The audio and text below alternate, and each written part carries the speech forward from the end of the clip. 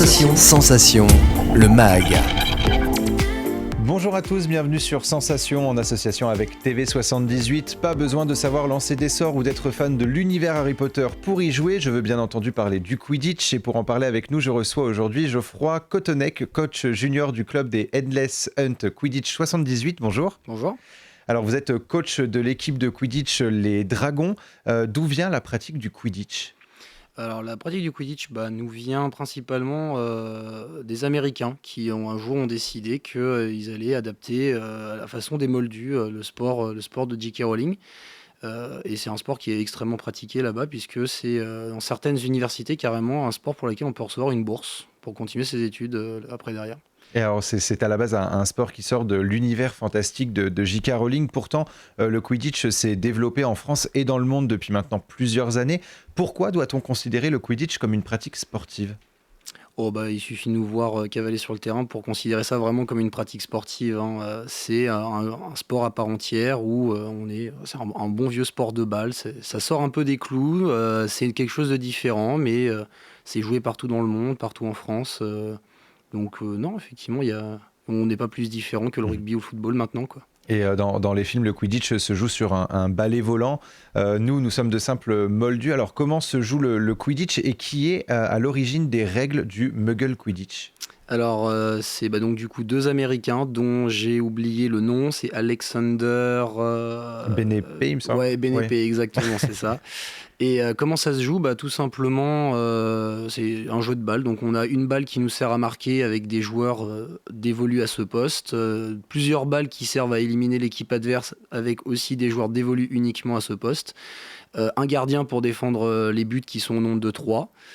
Et une fois que le vif d'or rentre en jeu, on a aussi du coup un joueur de chaque équipe qui a pour mission de l'attraper pour gagner des points et mettre fin au match à ce moment-là. Alors justement, la petite particularité, c'est le vif d'or. Pouvez-vous nous en dire un petit peu plus sur cette fonction, sur la fonction du vif d'or ?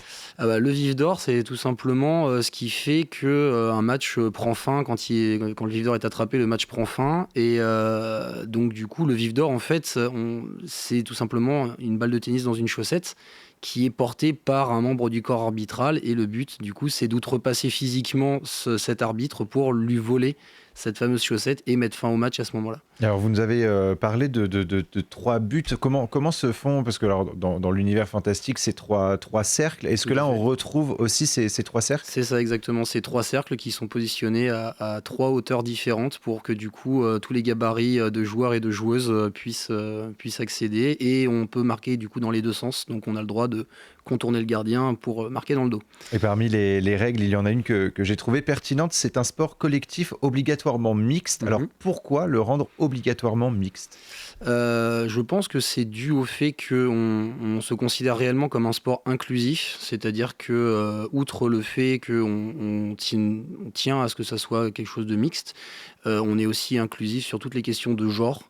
Et donc du coup pour nous c'est quelque chose d'important de dire qu'on a besoin d'autant de femmes que d'hommes ou d'hommes que de femmes ou de personnes à genre exactement sur le terrain pour pouvoir jouer correctement. Et vous avez réussi vous aussi au sein de vos équipes à avoir cette mixité ? C'est quelque chose d'un peu plus compliqué parce qu'on a beaucoup de mal à recruter des filles dans notre équipe, mais on ne lâche pas, on continue. On en a quelques-unes qui sont très performantes et qui montrent un très bel exemple. Et justement, s'il y a des femmes qui nous écoutent, peut-être qu'elles vont pouvoir vous rejoindre. Comment est composée une équipe de Quidditch et comment ça se présente sur le terrain ?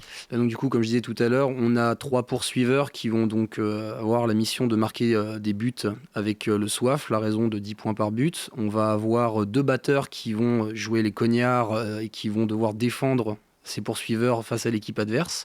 Un gardien pour défendre les buts. Et du coup, un attrapeur qui, lui, va avoir la charge, quand le vif d'or sera sur le terrain, d'attraper du coup la fameuse chaussette. Alors vous êtes coach junior, donc votre équipe s'appelle les Dragons. Il y a aussi une équipe adulte qui s'appelle les Headless Hunt. Est-ce que vous pouvez nous présenter un petit peu justement ces 2 équipes ? Elles sont nées quasiment en même temps, puisque la première année, quand on a commencé les Headless Hunt, on s'est rendu compte qu'on avait énormément de parents qui voulaient venir jouer avec leurs enfants. Et donc du coup, on a décidé dans la foulée de créer une branche junior. pour tous les enfants de moins de 16 ans qui veulent commencer à s'entraîner. Et à partir de 16 ans, comme là, du coup, cette année, on a nos premiers juniors qui passent seniors. On est fiers. On va pouvoir les envoyer en compétition bien entraînés. Alors le Quidditch, je le rappelle, un sport. Il existe d'ailleurs une fédération du Quidditch français. Est-ce que des tournois sont organisés un peu partout en France ? Oui, tous les ans, on a la Coupe de France qui voit s'affronter tous les clubs volontaires pour participer, ainsi que la Ligue nationale qui se joue d'abord par segment nord, ouest, est et sud. Et ensuite, du coup, on a un affrontement pour le podium. Voilà, et qui nous sert aussi de qualificatif pour les européennes. Parce qu'il y a aussi une coupe européenne des nations et une coupe européenne des clubs. Et donc vous participez, enfin les adultes en tout cas participent justement à ces tournois ? Alors dernièrement, on va pas se mentir que c'est un peu compliqué, mais oui, effectivement, on a vocation à prendre part autant aux ligues qu'aux coupes nationales. Maintenant, les européennes, pour nous, c'est peut-être encore un peu tôt, mais on se réserve le droit de changer d'avis.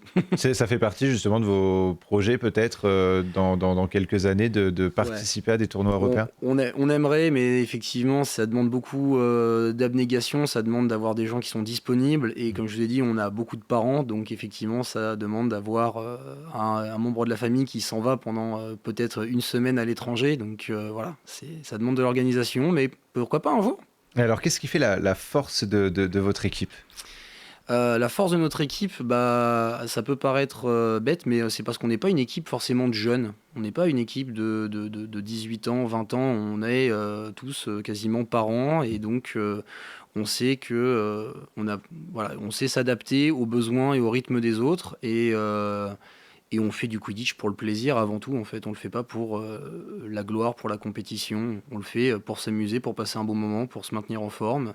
Et après, derrière, les réussites sur le terrain, c'est du bonus. Et alors, comme dans tous les sports, hein, il faut des compétences, des qualités. Quelles sont les qualités justement à avoir pour jouer au Quidditch ? Une très très bonne endurance.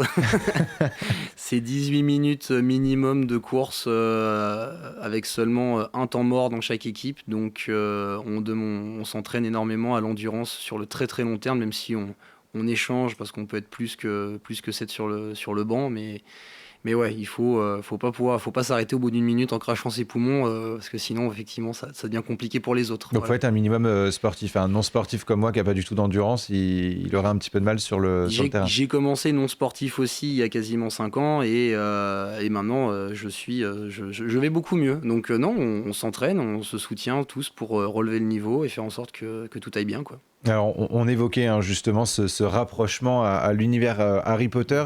Est-ce qu'il faut avoir vu les livres, enfin, est-ce qu'il faut avoir lu les livres ou vu les films pour jouer au Quidditch ?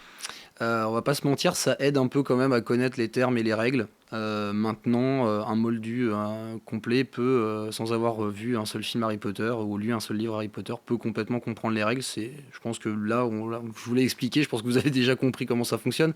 Mais voilà. Qui vous dit que je suis un moldu ? Vous avez participé à plusieurs événements dans les Yvelines pour faire découvrir le Quidditch aux habitants du territoire. Quelles sont en général les réactions justement des gens quand ils découvrent ce sport ? D'abord la surprise parce qu'ils savent pas forcément que c'est un sport qui se pratique réellement en club. Ensuite, pour certains, ceux qui participent finissent par être intéressés parce que voilà, ils se rendent compte que finalement c'est fun et qu'on s'amuse bien.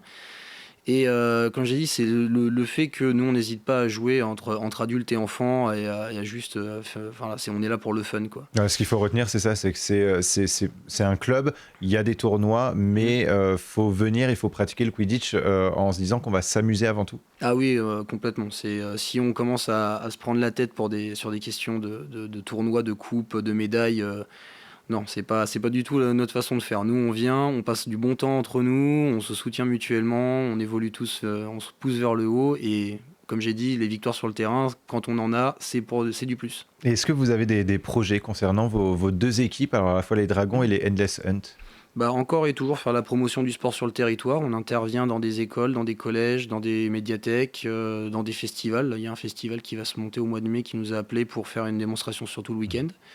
Il y a des médiathèques, là, on a Rambouillet qui nous a appelés, enfin voilà. Et donc on continue d'intervenir un peu partout. Et puis quand la compétition va reprendre, là on va mettre un coup de collier, on va essayer de de voir si on n'a pas trop perdu en 2 ans. Et on vous souhaite beaucoup de réussite. Merci beaucoup, Merci. Geoffroy Cotonec, d'avoir été avec nous sur Sensation. Je rappelle que vous êtes coach junior au club des Endless Hunt Quidditch 78. On peut retrouver plus d'informations sur le site endlesshunt-quidditch-78.fr ou sur Instagram aussi, Instagram, Facebook, Twitter. Et pour revoir ou réécouter cette émission, vous pouvez vous rendre sur notre site et application Radio Sensation.